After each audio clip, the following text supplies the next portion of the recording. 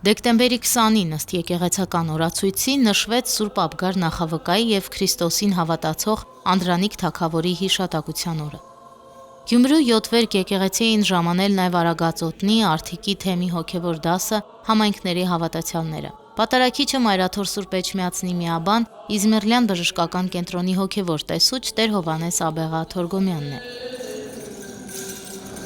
Աբգար թագավորը Քրիստոսի ժամանակակիցն էր։ Ավանդության համաձայն լսելով Հիսուսի հրաշքների եւ սքանչելագործությունների մասին, թագավորն իր պատգամավորների միջոցով փրկչին հրավիրում է Եդեսիա, որպեսզի բժշկի իրեն հիվանդությունից ու ահագնացող ցավերից։ Սակայն Հիսուսն իր առաքյալին է ուղարկում թագավորի մոտ։ Փրկչի համբարձումից հետո Սուրբ Թադեոս առաքյալն է գալիս Եդեսիա, ավետարան քարոզում, բժշկում Աբգարին, մյուս հիվանդներին։ Այս հրաշքներին ականատես լինելով Աբգար թագավորը նամակներ է հղում Տիբերիոս կայսրին, Ասորեստանի Ներսե թագավորին, նրանց ևս հորդորելով ընդունել Քրիստոսին որպես Աստվածորդու եւ Փրկչի։ Աբգար թագավորի շնորհիվ քրիստոնյաները բացառիկ սրբազան մասունք ունեցան Քրիստոսի կենդանագիր պատկերը։ Սիրելի հավատացյալներ, այսօրվա հիշատակվող մեր սրբադասված արքան Աբգար թագավորը իրական սպասավորն էր Աստուծո թագավորության։ Օրինակ էր մեզ համար, թե ինչպես սիրել Քրիստոսին եւ անվերապահ հավատալը։ Մեր այս խառնակ ու տագնապալի ժամանակներում առավել քան կարևոր է Սուրբ Աբգարի հավատի խիզախություն ունենալ ու քայլել մեր Տիրոջ Հիսուս Քրիստոսի հետևից, ում վայելում է փառքը,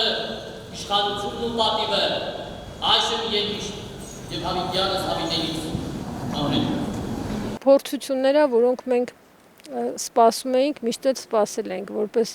հավատացյալ ամեն մի անհատ իր կյանքում ունեն նման փորձություն, երբ աճում է հոգևոր ընթացքի մեջ, նույնն էլ ազգերը, եւ ես միշտ էլ մտածել եմ, որ գալու է մի պահ, որ մեր ազգը հոգևոր վերելքի ճանապարհին անպայման բախվելու է այն փորձությունների հետ, որից դուրս է գալու վերածնված, վերանորոգված եւ ամբողջությամբ դեպի քրիստոնեություն վերադարձած։ Հավատացյալներն ու հոգևոր դասը Տեր Ողորմյա Շարականի երգեցողության ընթացքում աղոթեցին անազատության մեջ գտնվող Միքայել, Բագրատ Մկրտիչ, Արշակ եպիսկոպոսների, բարերար Սամվել Կարապետյանի, բոլոր ապօրինի ազատազրկվածների համար։ Երբ որ լսում ես սրբազանների կոչերը, խոսքերը, հորդորները, հստակ երևում է այդտեղից, որ իրանք են մեզ զորացնողը։ Մենք էլ, քանի որ այս պահին այստեղ դրսում ենք, իրենք ազատության մեջ չեն, գիտենք բոլորս էլ, մենք էլ աղոթում ենք իրենց համար, որ այդ իրենց ունեցած հզորությունը, զորությունը ել ավելի արդահայտվի մեր համար նաև կարողանան իրենք էլ դուրս գան այդ իրենց նեղ դրությունից, որովհետև սա էլ իրենց համար է փորձություն։ Իրենց փորձությունը հաղթարեն եւ վերադառնան իրենց հոգեվոր ծառայության ընթացքի մեջ։ Մեր հորդորն է, խնդրանքն է մեր ժողովրդին, որ չհուսահատվեն երբեք, չհուսալքվեն երբեք։ Հայի կյանքը առհասարակ միշտ պատմության մեջ ալեկոծված է եղել եւ այս էլ կանցնի անպայման, բայց հայ հոգևորականը, հայոց եկեղեցին երբեք իր հույսը Աստծուց չի կտրել, կյանքում իր սրտի հոգու մեջ բացակա չի դրել Աստծուն եւ մեր աղոթքների շնորհիվ է, որ մենք հասել ենք սրան։ Պատմության մեջ որքան արհավիրքներ են եղել, բայց մենք կարողացել ենք հաղթահարել։ Սա էլ կհաղթահարենք։ Ես ամրություն եւ կորով եմ մաղթում մեզ բոլորիս, անսասանություն եմ մաղթում Հայկազյան մեր աթոռին, Մայրաթոր Սուրբ Էջմիածնին, Հայոց Հայրապետին, նորին սրբությունը պիտի ամուր լինի, որովհետև իր զավակները ամրությամբ, հոգու ամրությամբ, հաղթանակի փափագով մշտապես աղոթում են եւ իր համար եւ առհասարակ ամբողջ հայության իր հոտի համար։ Շիրակի թեմն արդեն 7 ամիս, իսկ Արագածոտնի թեմը 2 ամիս է գործում է առանց թեմակալ առաջնորդների։ Հիշեցնենք, դեկտեմբերին եւս 2 ամսով երկարաձգվել է Արագածոտնի թեմի առաջնորդ Մկրտիչ Սրբազանի կալանքը։ Միքայել Սրբազանն էլ օրերս կալանավայրից տեղափոխվել է Իզմիռլյան բժշկական կենտրոն, Նրա առողջական վիճակը վատթարացել էր բանտախցում։ Ըստ տեղեկությունների, այս շաբաթ Միքայել Սրբազանը կվիրահատվի։ Սրբազան հայրը հիվանդանոցից նամակ է գրել հակաեկեղեցական քաղաքականության եւ վերջին դեպքերի մասին, հորդորելով հավատացյալներին մնալ ամուր եւ զորավիգ լինել Մայր եկեղեցուն ու նրա օծյալ հայրապետին։ Իր ներկայությունը անկան շատ է եղել, որ երբեմն թվում է մեզ, թե ինքը այդտեղ կանգնած է, որովհետև Սրբազանը գալիս է ժամերգությանը, այստեղ մուտքի մոտ կանգնում էր, ու այնտեղից ժամերգությանն էր մասնակցում։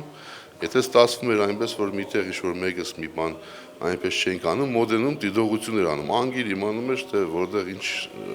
խախտվեց, որտեղ ինչ փոխվեց, անգամ նոտայի հետ կապված նկատի ունեմ, որ մի նոտա այսպես սխալվեցինք, միանգամից գալիս դիտողություններ անում, հիմա մեկ-մեկ որ այդ զգացողությունները ապրում ենք, որ հանգարց միտեղ որ էլի նույն մի բանը կատարվում է, մեկից այսպես մտածում եք, որ հիմա Սրբազանը կգա, որ մի բան ասի, թե այստեղ ինչի սխալվեցիք։ Սա, այսինքն, այնքան ջերմություն կա իր կողմից թողնված, որ մենք այդ ջերմությունը մեզ ապրեցնում է։ Եվ նաև իր թողած մոդելությունները, գաղափարական ձևերը, որ նոր մեզ սովորեցնում էր, մեզ այդ զորացնող վիճակի է բերում։ Օրինակի համար մի բան ասեմ, որ Սրբազանը խոսում էր քահանայած 10-ի, կուսակրոնների մասին,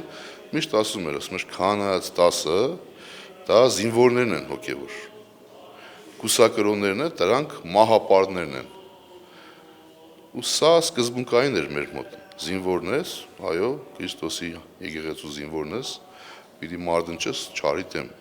Բայց նաև կուսակրոնության համար են ասում էր, թե մահապարտներ են, այսինքն իրենք արդեն այն դրության մեջ են հայտնված, որ այլևս էլ մահապարտ դրության մեջ են։ Երիտասարդությանը եկեղեցի բերելու առումով ես ինքս երկար տարիներ առաջ դերևս երբ շատ ավելի երիտասարդ էի, մասնակցում էի թեմի երիտասարդական հավաքներին, ուխտագնացություններին ու իմ համար որպես հոգևորականի վառ օրինակ էր մեր Սրբազանը, ով երբեք փակ չի եղել որևէ մեկի համար, սկսած երիտասարդներից մինչև տարեցներ ու նրա հետ անմիջական շփումը, նրա հոգևոր խորհուրդները, խրատները այս տարիների ընթացքում բերել են նրան, որ մենք հասել ենք հոգևոր զարգացման որոշակի աստիճանի, ու այսօր եկեղեցում նրան չտեսնել դա ուղղակի մեծ հարված է ոչ միայն իմ, ոչ միայն երիտասարդների, այլ նաև բոլորի համար, դա մեծ ցավ է, ցավ նրա համար, որ մենք օրինակ եկեղեցում ենք, իսկ նա եկեղեցում չէ, նա զրկանքների մեջ է, մենք զրկանքների մեջ չենք ու կարծես թե այս ամենը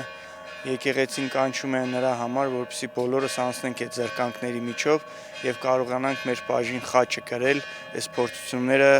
քրիստոնեաբար անցնելով։ Թեմում բոլորն են զգում նրա բացակայությունը, մենք որպես ակտիվ երիտասարդներ եւ միության անդամ մշտապես ունեցել ենք ակտիվ հանդիպումներ եւ քննարկումներ Սրբազան հոր հետ եւ նրա բացակայությունը հիմա մեզ համար շատ դժվար է։ Մոտենում է Սուրբ Ծնունդը, քիչ է մնացել, հա, տարին ամփոփում ենք ու մեզ երիտասարդներից համար տարին մի սկսվել է Սուրբ Ծնունդով, որը նշում էինք մեծ շուքով Միքայել Սրբազանի հետ եւ տարին ավարտում էինք Միքայել Սրբազանի ծնունդով, դեկտեմբերի 27-ին Միքայել Սրբազանի ծնունդն է եւ առաջին տարին է, որ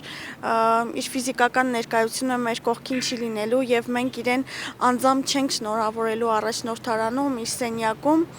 Այսպես մեր աղոթքն է, որ ինքը առողջ մնա,